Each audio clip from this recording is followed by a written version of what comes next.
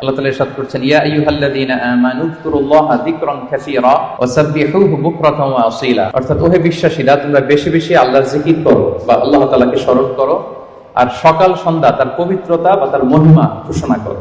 বিভিন্ন আয়াতে একই কথা আল্লাহ তাআলা রিপিট করেছেন যে আমাকে বেশি বেশি স্মরণ করো, বেশি বেশি আমার জিকির করো, এবং সকাল সন্ধ্যা আমার পবিত্রতা এবং মহিমা তোমরা ঘোষণা করো। এবং বিষ্ণু ঈসা ইসলামও বিভিন্ন হাদিসে তিনি বলেছেন যে আলাইকুম বিযিকরিল্লাহ, তোমাদের উচিত বেশি বেশি আল্লাহ তাআলাকে স্মরণ করা।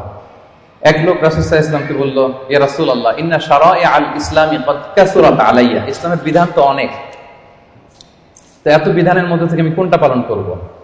ফা আখবিরনি বিশাইইন আতাশাব্বাসু বিহি, আপনি একটা আমাকে বলে দেন যেটা আমি আঁকড়ে ধরে থাকবো, সবসময় করবো, এটা এরকম একটা বলেন।